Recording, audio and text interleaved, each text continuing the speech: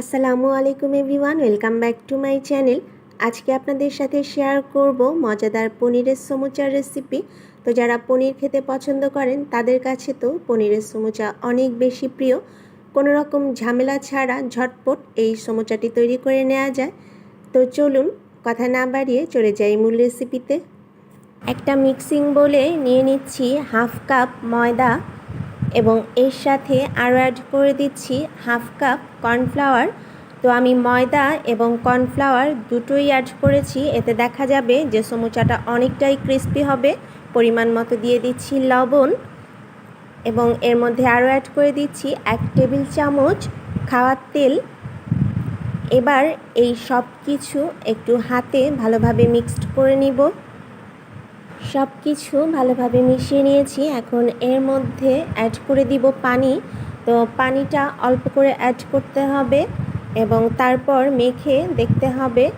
তো নর্মালি আপনারা রুটি বা পরোটার জন্য যেভাবে ডো তৈরি করেন সেভাবেই একটা সফট সুন্দর ডো তৈরি করে নেবেন।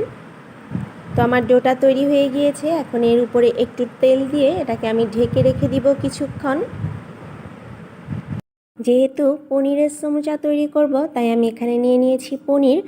এখন আমি একটা ছুরি দিয়ে ছোট ছোট করে পনিরগুলোকে পিস করে নিব।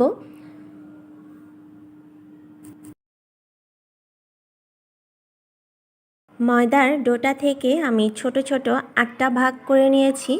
এখন এগুলো দিয়ে আমি সমুচাটা তৈরি করে নিব। তো প্রথমে আমি 2 হাতের তালু দিয়ে এটা গোল করব। তারপর যেভাবে আমরা হাতকুলি পিঠা তৈরি করি সেভাবেই আমি এটা তৈরি করে নিব।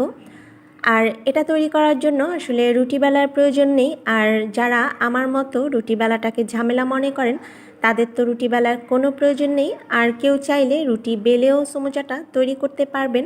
তো আমি নর্মালি ডোটা তৈরি করে এভাবেই সমুচাটা তৈরি করে নেই। তো এখন এভাবে গোল গোল করার পর এর ভিতরে আমি দিয়ে দিব পরিমাণ মতো পনির। তো যে যেমন খেতে পছন্দ করেন সেভাবেই পনিরটা দিয়ে নেবেন। আমি এখানে প্রায় 1 চামচের মতো দিয়ে দিচ্ছি। দিয়ে এবার এটাকে মুড়ে দিব। তো আবারও বলছি, যেভাবে আমরা হাতকুলি পিঠাটা হাতে তৈরি করি ঠিক সেভাবেই আমি এটা তৈরি করে নিয়েছি। আপনারা আপনাদের পছন্দ মতো সাইজ করে নিতে পারেন। আর এই একই প্রসেসে আমি সবগুলো পিঠা তৈরি করে নিব। আমার অনেকগুলো সমুচা তৈরি করা হয়ে গিয়েছে। তো দেখলেন আমি কত তাড়াতাড়ি সব কাজ করতে পারি। এখন আমি আরেকটা করে আপনাদেরকে দেখাচ্ছি। আসলে এটা দেখার তেমন কিছুই নেই, এটা খুবই ইজি। আর শর্টকাটে কম সময়ে সমুচা তৈরি করতে চাইলে আপনারা মাংসের কিমা অথবা ভেজিটেবল যেটা দিয়েই হোক এভাবে কিন্তু খুব তাড়াতাড়ি তৈরি করে নিতে পারবেন। সমুচাগুলো সব তৈরি করা হয়ে গিয়েছে। এখন আমি এগুলো একটু ডিজাইন করে নিব। আর এর জন্য আমি নিয়ে নিয়েছি একটা কাঁটা চামচ। তো কাঁটা চামচের সাহায্যে সবগুলো সমুচার সাইডে আমি এভাবে একটু করে দিচ্ছি। তো এটা টোটালি অপশনাল, আপনারা চাইলে করতেও পারেন আর না করলেও চলবে। আমি এটা করেছি জাস্ট দেখতে যেন একটু সুন্দর লাগে এর জন্য। তো সবগুলো সমুচা রেডি হয়ে গিয়েছে। এখন আমি এগুলো তেলে ফ্রাই করে নিব। তো এভাবে কাঁটা চামচ দিয়ে করে দেওয়াতে কিন্তু এটা দেখতে অনেকটাই সুন্দর লাগছে। চুলায় একটা প্যান দিয়ে এর মধ্যে বেশি করে তেল দিয়ে দিয়েছি, কারণ সমুচাগুলো আমি একদম ডুবো তেলে ভেজে নিব, এতে এগুলো অনেকটাই ক্রিস্পি হবে। তো তেলটা গরম হয়ে গিয়েছে, এখন আমি সমুচা এর মধ্যে দিয়ে দিচ্ছি।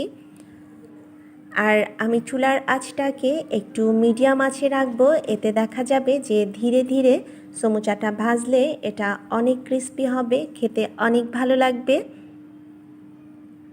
তো কিছুক্ষণ ভাজার পর এখন আমি এগুলো একটু উল্টিয়ে দিব। তো এভাবে 2 সাইডই যখন ভাজা হয়ে যাবে, যখন এটা ব্রাউন কালার হয়ে যাবে, তখন আমি এগুলো চুলা থেকে নামিয়ে নিব। সমুচাগুলো একদম ব্রাউন কালার হয়ে গিয়েছে। এখন আমি এগুলো তেলের থেকে তুলে নিব এবং এরপর একটা টিস্যুর মধ্যে রেখে তেলটা একদম ভালোভাবে ঝরিয়ে নিব। তো ফ্রেন্ডস, দেখলেন তো কত ইজিলি ঘরেই এই মজাদার পনিরের সমুচা তৈরি করে ফেলা যায়। আর যেহেতু ঘরে তৈরি, অবশ্যই এটা অনেক স্বাস্থ্যকর। আর এই সমুচাগুলো কিন্তু অনেক ক্রিস্পি হয়েছে।